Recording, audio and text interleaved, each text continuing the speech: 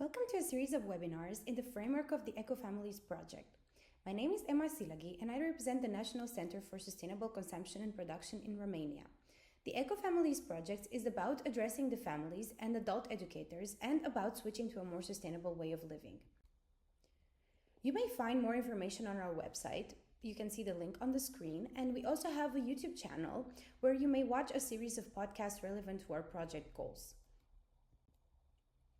The previous webinar was about SDGs and family roles, and today we will talk about waste management and circular economy at home, where we will learn about what is waste, which are the waste types, how do we manage household waste. We will show you some practical exercises you can apply in your daily life, and we will give you some tips on how to recycle correctly. The next webinar will be about energy and water conservation strategies. Thank you for your attention. So, first off, what is waste? Waste is something that is no longer wanted or needed for its original purpose, so the owner decides to discard it. However, waste is still a valuable resource if you use it smartly. It represents a loss of money and of resources if it is thrown away, but it can also save you the same resources if used correctly. There are, of course, many types of waste. We can classify it in different ways, but some simple way to think about it would be organic and inorganic. Some examples of organic waste would include garden waste or fruit peels, veggie ends, eggshells, coffee grounds, meat, plants, grass, and so on. So usually what results from plant matter or from food. And inorganic waste is usually substances that are made by humans. So it would be cardboard, it would be plastic, it would be glass, metal, electric equipment, and so on. Of course, there's other ways to classify waste as well. And maybe another simple way to think about it would be biodegradable and non-biodegradable. The biodegradable waste is usually moist, so it is also soft, it's porous, it is giving off an organic smell, and it will, of course, start to decompose after a while. So think about everything that we eat. This would be any type of food, fruit, vegetables, any peels from this, but of course not only. It would be things that originate from natural substances such as wood, paper, including organic fabrics, so also cotton, linen, viscose, anything that is made from a natural fiber. And non-biodegradable waste is waste that will not go away even after hundreds of years. It will not decompose, it does not give a smell, it is synthetic, it is non-porous, and it usually can be recycled. So when we talk about these types of waste, the biodegradable waste, we will use it for biodegradation, which will probably result in compost or in energy. We will talk about this later. And the non-biodegradable waste is usually waste that we can turn into a different resource through a recycling process. So here we talk about anything very hard. Think about this, like glass, metal, cans, styrofoam. And as for fabrics, when we talk about polyester or acrylic or anything very stretchy, this is also synthetic. Of course, to make it even more comprehensive in categorizing, we have different types of household waste that we would usually generate as a family. Of course, we have the harmful waste. This is about medicine and about batteries, electronics, stuff like that. This has to be disposed usually in a special way. So if we talk about medicine, you usually take it back to a pharmacy. If we are talking about batteries, you can usually collect them in supermarkets. Then, of course, we have the recyclable waste that we just mentioned. So this is waste that we can use to reprocess and make different items out of it. So this is usually the waste that we also separate when we throw things away in the trash can. We have paper or cardboard, we have plastic, we have glass, and we have metal. So these are very much recyclable, and it's strongly advised to collect them separately in order to make it easier for them to be reused. Then, of course, we have the kitchen waste. This is waste that is resulted from the cooking process or from the eating process. So here we have any coffee or tea bags, we have the food leftovers, and we have the peels that result from fruit and vegetables or any other meat residue and so on. Then, of course, time passes everywhere, so very used furniture is a different type of waste. This is usually collected somewhere separately according to your municipality rules. Garden waste, it is very similar to kitchen waste, as in it is also very much biodegradable. And this is usually little leftovers from plants. It is about the earth, the grass clippings, the leaves that fall out from the garden, and so on. Used textiles. So textiles is also a different category of waste, since it is usually also recyclable or can be reused in some sort of ways. You can even reuse it at home if you want to be creative. But we're talking about clothing, we're talking about towels, we're talking about bedding and pillows. And of course, there's other types of waste that cannot unfortunately be reused. So we talked about paper and plastic being reusable. However, we cannot reuse used tissue. So any tissue, paper, cardboard, and so on that got very dirty or is now wet, it cannot be recycled, unfortunately. And the same for plastic bags, because it is a very thin material. However, old plastic bags are usually nowadays made from biodegradable plastic, so this would be also thrown away in the biodegradable bin. So one practical exercise that I propose for you would be to try to make your own waste diary for a week. So you would write every family member name for every day and the type of waste that you have generated according to the categories presented earlier. You would put in the quantity in this column, in the quantity column, and of course you would talk about the type of method that you use to dispose of it. So did you recycle it? Did you compost it? Did you just throw it into regular trash? Think about if you can reuse it at home, and see if you can come up with any alternative solution.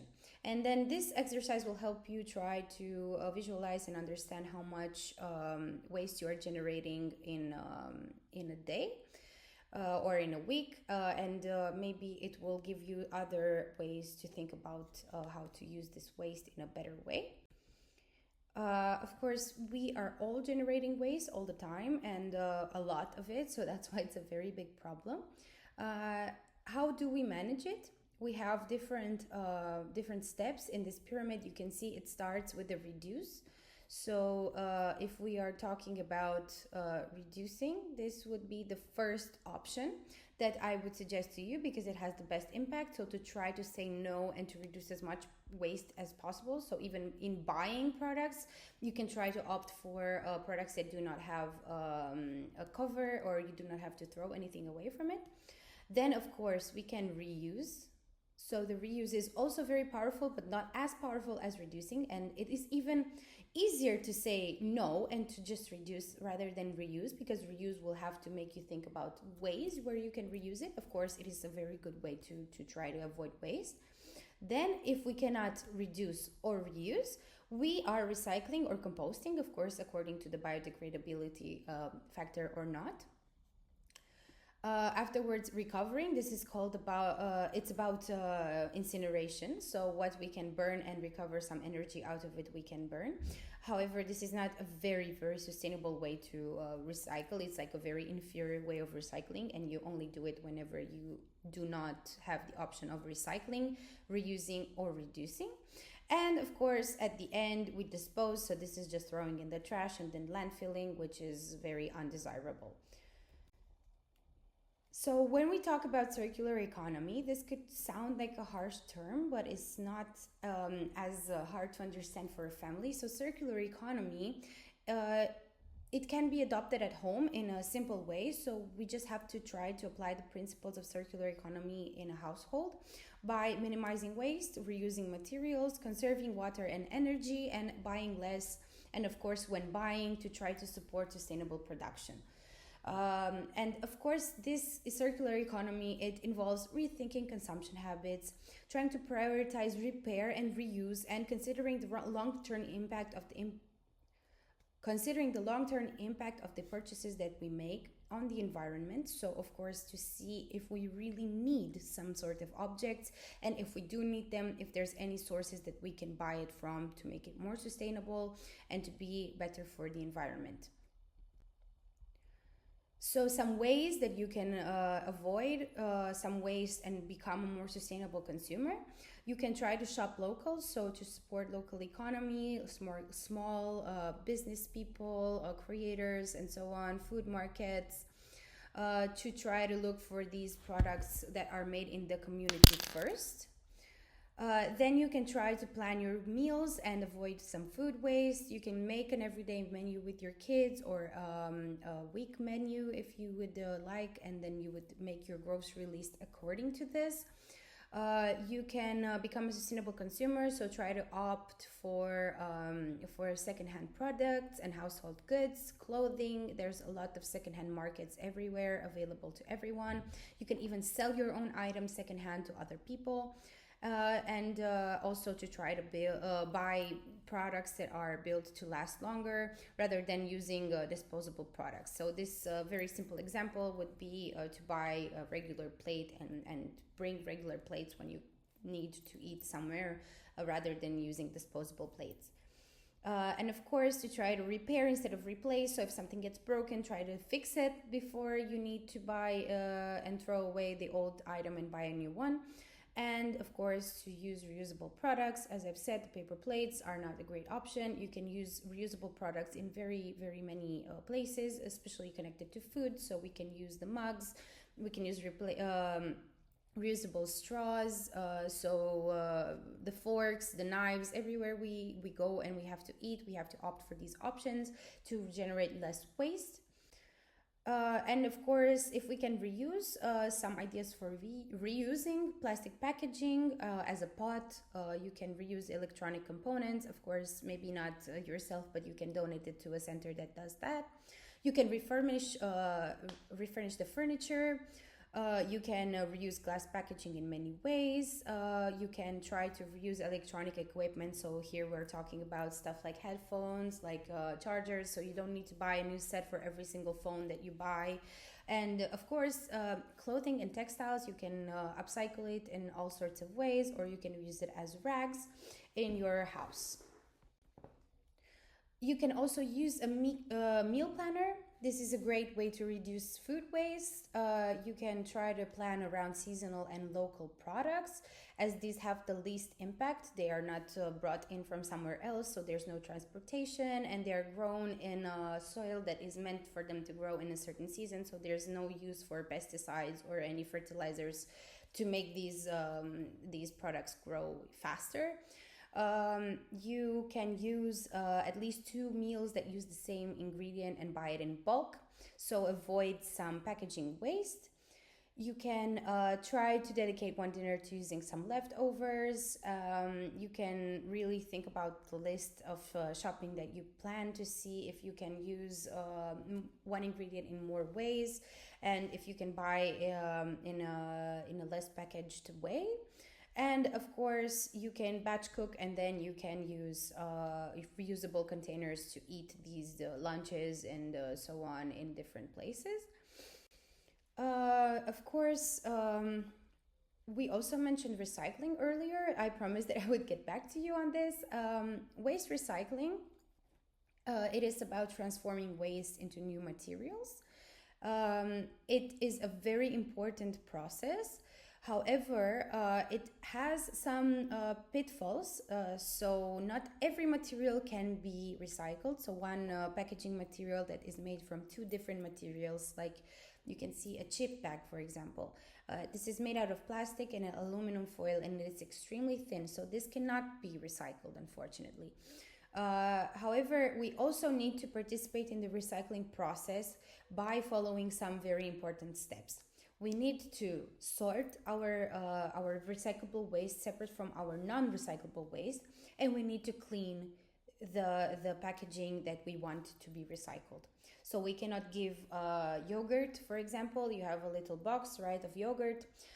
This one you would need to rinse it out before you would throw it in the recycling bin in order to facilitate the recycling process. This process has more steps, as you can see. It is about sorting, cleaning, processing, manufacturing of the new raw materials, and then distributing of the recycling process. Of course, as I mentioned, we have more steps that we have to do in order to be able to recycle something. So first of all, we need to understand the local recycling rules. So you need to understand which bins are for what, or what special places are dedicated for recycling. This can vary in every city. Then, of course, you need to clean these recyclables before. I'm not talking about thoroughly washing them. I'm talking about rinsing them before throwing away. We need to sort them. And then, of course, we need to try to set a routine and a way to check that everybody is following the rules of recycling in the house. So what you can recycle, it is paper and cardboards, so stuff like newspaper, cereal boxes, toilet rolls, and so on. You can recycle plastic bottles, containers, glass jars, glass bottles, plastic bottles, of course, metal cans from soda, from food tins. We can recycle textiles as well, but usually you have to take them to a textile collecting point, so not throw them in the regular recycling bin. This will not get recycled. Same for electronics and batteries. There's usually points in every city where you can take this kind of equipment and they will recycle it specifically. And used cooking oil, which you would take to a gas station. You have to try to remove impurities from the cooking oil and to collect it in a separate jar that you would keep somewhere in your kitchen. And what you cannot recycle, as I said, any contaminated cardboard, so like a greasy pizza box, you cannot recycle this. Of course, food or liquid, we cannot recycle this as it is biodegradable. You cannot recycle ceramics, mirrors, or broken glass. You have the problem with the mixed materials, as I've mentioned. So any Tetra Pak bottle or any chip bag that is made from two-layered materials that are very, very strongly glued together, this you will not be able to recycle, unfortunately. You cannot recycle toothpaste tubes, snack wrappers, and blister packs from medicine for the same reason. And here are some tips for reducing household waste. They can relate to smart shopping, so you can bring reusable cloth bags, containers, and jars when shopping. Try to even find some refillable zero waste shops in your area where you can bring these containers. Buy in bulk if you can to reduce packaging, so bigger items, bigger quantities in one single packaging instead of multiple smaller packages. Try to shop local if you can at markets and avoid the items with a lot of plastic and mixed material packaging. As we've discussed, these are not recyclable. You can also make less food waste by planning meals and making better shopping lists, even using the weekly meal planner that I presented to you earlier, and store food properly to keep it fresh for a longer time. You can use leftovers creatively before they spoil, or any food that is about to spoil in a meal. You can even make this a family activity that involves the kids as well. You can freeze extra food that you've cooked and you're not able to eat. Check the expiration dates of products before you buy them, of course, and compost, if you can, the fruits and veggies that you would normally throw away. You can also have a better waste habits at home by paying more attention to recycling. So this is about rinsing the recyclables and sorting them correctly. To try to flatten the boxes to save space when putting them in the garbage. Of course, learn your local recycling rules and try to separate the bin of electronic waste, of batteries, light bulbs, and so on, and take them to the correct place for recycling. You can, of course, use also some home products that are more sustainable, such as bar soap instead of regular soap, liquid soap, and refillable soap instead of buying a new hard plastic packaging for every single liquid soap that you use. You can try to use cloth napkins and towels instead of paper napkins. You can even use old cloths that you're not using on your body or on your bed and so on as cleaning rags or as cloth napkins instead of using paper. Try to buy some natural fiber clothing instead of synthetic clothing, as this is biodegradable and it is also it's coming from a renewable resource, and it's also friendlier to your skin. And one very, very important tip about caring for your clothes, this will also prolong the lifetime of your clothes if used correctly. So there's no need to wash clothes, some clothes of course, after every single time that you wear them. For example, jeans and pants can be worn like way more than once before washing them. And you do not need to wash in higher than 30 degrees unless you are washing underwear or bed linens or towels. So if you do this already, it is a big plus. And the biggest plus would be to not use a dryer unless you really have to, because this consumes a lot of energy on the first hand, and on the second hand it is also damaging the clothing way faster than air drying. And of course air drying is free, so you can always opt for this option. Thank you so much for participating in this webinar. I hope that I have given you some important and interesting information, and I invite you to follow the next one. Thank you so much.